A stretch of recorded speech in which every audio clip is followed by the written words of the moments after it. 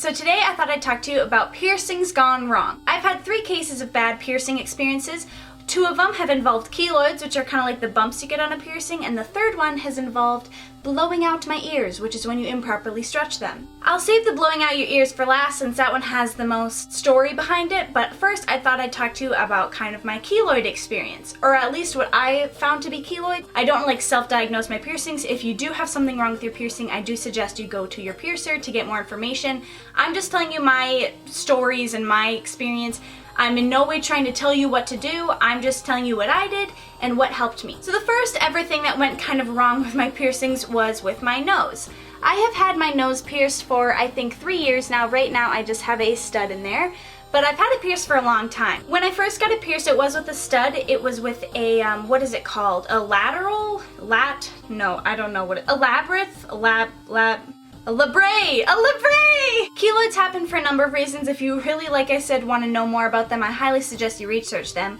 But I'll just call it a bump on my nose. And I think it might have been because when I had my nose pierced, I kind of touched it a lot and I'd get like the crusties out from underneath it, and sometimes, you know, it's best not to obviously pick at your piercings, but that was like the first piercing I've got that wasn't my ears, so I didn't know what I was doing and I just did whatever I thought was right.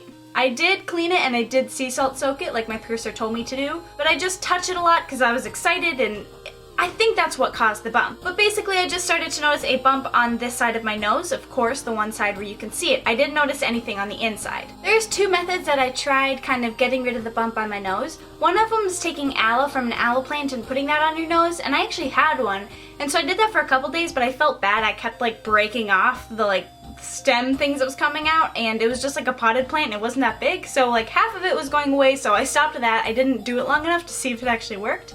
The next idea that I had was essential oils. I did not find anything that said this that I can remember. Like I said, this was 3 years ago, so it's hard for me to remember, but what I did is I took some lavender essential oil and I put that on my nose. It's just a Q-tip, and it's odd because if it is essential oil, it's like not even wet, but I just would kind of put that a little bit dab on my nose, and it obviously smelled good because it's lavender. It's not like a smelly thing, which is nice. And I'd put that on before I went to sleep, and actually it worked. I don't know if it was that or if it's just a matter of time and I did stop picking at it, so I'm not gonna credit the disappearing of the bump from lavender, but from what I can see, when I tried everything else it didn't work. When I tried the lavender, it did work. So that was a pretty uneventful piercing gone wrong, but I know keloids can be a problem, and it was a very small bump, wasn't much at all. When I first got it, I did think it was a zit, so I'd pick at it, but it'd come back, so don't pick at them because I feel like that just makes it worse. So now onto this one, which I'm so sad about. This is like the saddest one that happened out of the 3 experiences. It has to do with my cartilage. If you see towards the beginning of my videos that my cartilage is pierced, and it is no longer pierced, and that's because my ear could not handle it. I had my cartilage pierced for 1 whole year and it never healed. I sleep on my sides, however I kind of flip sides, so I was like, okay, I'll just from now on sleep on my left side until it heals. Well, it was a year later and it still didn't heal. It always hurt. Some days it would flare up. I know these are called cartilages, or also helix, I want to say. So I got my cartilage or helix pierced by someone who wasn't Verno. If you saw my septum piercing video, you saw that Verno did it. He also did my nose. Love him. Well, when I got this pierced, I was originally, funny story, gonna get this pierced, but I chickened out and I was like, well, I still want to get a piercing, so I got this. And then it took me like a year and a half or a year later, and then I got this finally. But yes, I got this instead of my septum because I chickened out. Verno wasn't in that day, and so this other guy was covering for him because Verno was normally in on that day. It was like a Tuesday or something, I don't remember. And so he pierced it. I found it hurting constantly. Even after I got it pierced, it hurt a lot more than I would expect, but it was my first piercing ever to be on like not my lobe part of my ear, so I was just whatever, piercings hurt, and like I said, my body tends to overreact to things, and so I was like, maybe it's just overreacting right now. And as you can imagine, when it's so fussy, it did get a keloid. What? However, it was on the back of my ear, and I was like, okay, that's fine, it's on the back, whatever. Well, as months went by, another one appeared on the front of my ear. And why I got it kind of lower is I eventually wanted an industrial or scaffold piercing. Obviously didn't, because those are known for being really bad for your ears. That's why I only got one in a placement that it would kind of match up to make a scaffold or industrial. because I didn't want to get one right off the bat because I'd heard they're bad piercings, and like I said, I know my body's sensitive, so good thing I didn't get a scaffold because that would have sucked. But anyways, it did get a bump on the back and on the front, and I was like, this is so dumb. And so one day I was just sick and tired of it, so I took out the piercing, and it hurt so bad. And I put in a hoop, or I put in a ring, whatever, you know, like a hoop piercing. That's what I wanted from the start. I know I said I wanted an industrial or scaffold piercing, but for just a single helix / cartilage piercing, I wanted a little hoop in it. And this piercing was so bad. I tried everything. I sea salt soaked it so many times. I would never touch it. I put lavender on it. I put aloe on it. I did everything that I could, but a lot of people, like I asked, I think I went on Reddit at the time and I did like a ask me, or I went in like the piercing section and asked people, and people just said to get it re-pierced because something's wrong with it. I didn't, and like I said, it wasn't with Verno, so I couldn't go back to him because Verno isn't the one who pierced it. And so it just sucked, so I eventually took it out, and I was so sad because up until my septum piercing, that was my favorite one. I loved the look of a hoop. When I wore my hair in a ponytail, it was so cute because it was like a little side detail, but it never kept up. And I'm gonna see if you can still see a scar, because there is now a scar from that piercing. And I mean, piercings always leave scars, but it was especially big for like probably several months after I took it out because it had those bumps on it. Oh, and after I took it out, like a month later, the bumps went away, so that was great. So do you see that kind of purplish area? I don't know if it really is purple, but you know, you can see where is pierced right here. And I'm just going to show you the back of my ear. I don't know if you'll be able to see anything, but we'll see what happens. If there is something, then you'll probably see it. But I know there was a scar back there, but obviously it's kind of hard for me to look at the back of my ear because it is the back of my ear. So that was kind of what happened with my cartilage. I know that's kind of like a long story, but basically I'm just really sad because it always hurt. It constantly bled and flared up, and so I had to end up taking out. Now my cartilage is all like warm from me touching it a lot. Like I said, my body's just sensitive to everything. So now is the story that many of you have probably anticipated. I'm sure almost, if not everyone here, has seen my ear stretching video.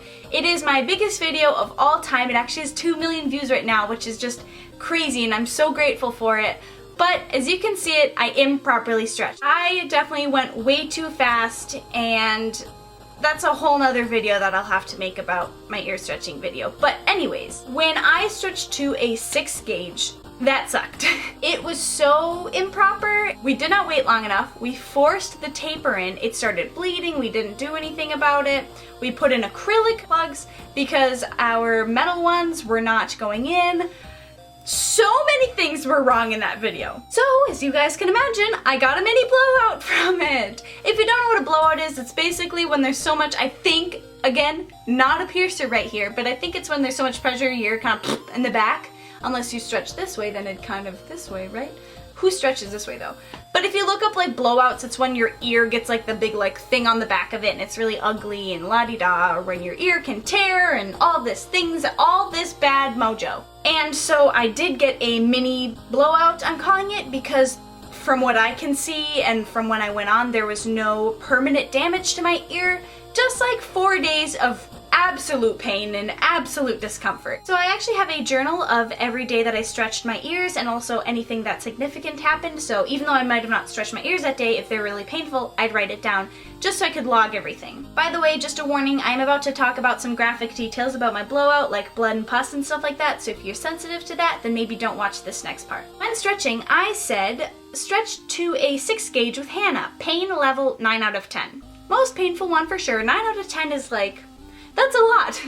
I said left ear bled, intense pain, put in acrylics due to difficulty, worst one yet. And that was the worst one out of my whole experience, was going to a 6 gauge. I know a lot of people say 0 gauge bad, but I'm at a 2, so I wouldn't know. So that was July 8th. Then the 9th, I said ears still very swollen and warm to the touch, constant pain throughout the day. Sea salt soak is what SSS means. So I did put in acrylic plugs because the metal ones would not go in, and they each have an O-ring on the front and the back. And I didn't realize this until like 2 or 3 days later, but they were actually constricting my ears, so my ears got even more swollen. Because the amount of room between the 2 O-rings, my ear was swelling up more, so it caused to even swell more because it was like restricting my ears. Didn't know that at the time, but just be aware of that. So my ears are very swollen and they were red, and I woke up and I didn't take them off yet, but I could. It was so bad, like sleeping was horrible, like just touching them was just so sore. and I did sea salt soak them twice, and I wouldn't even like really touch them. I just kind of set it because it hurt so bad. If you don't know what a sea salt soak is, I took 1 liter of Aquafina, 1 teaspoon of sea salt, took a little bit of that mixture, put it in a cup, microwaved it for a little bit, 2 cotton rounds in it, and then held that to my ear. Just a shortened version of what a sea salt soak is. Not table salt, sea salt, by the way. So then the next day I said sleep was bad, left ear is incredibly swollen and hard, which means like hard to the touch, like it was like stiff. Right ear hurts too. Sea salt soaked, submerged in water, talk about that in a second, took off left O-ring, blood and pus after getting dead skin off, sea salt soak again at night. Let me explain. So like I said, sleep was bad. So when I say sea salt soak submerged in water, instead of holding a cotton round, I felt like it wasn't getting good enough. So I took a little cup and I would put my whole ear in the cup. It wasn't necessarily a cup, I think it was like one of those like hard-boiled egg things, but I put my whole ear in it just that way everything is getting moved around. And so that was the day that I figured, oh my gosh, my ears feel really, especially my left one, so swollen. So I took off the front O-ring and it hurt so bad, and there was dead skin and like maybe even scabs or dried pus all around it. I took a wet Q-tip and I just slowly, because this hurt so bad, scraped off or kind of cleaned off this, like the gunk. And then when I would kind of like move the piercing a little bit, like blood and pus would come out. And you know blood and pus because the blood was like lighter color than normal, and so that's how you know like it was just bad, okay? So once I got the dead skin off, I did kind of leave the O-ring off for a while, but then I had to put it back on, so I put it on and it hurt putting it back on, and like I said, I did sea salt soak again at night, the submersion as well. So this is the last kind of day of the horrific experiences that I felt like I needed to write down. Today, July 11th, I changed to my steel plugs. Right ear was bleeding and pussing a bit, now right is worse than left, sea salt soak and slightly smudged oil.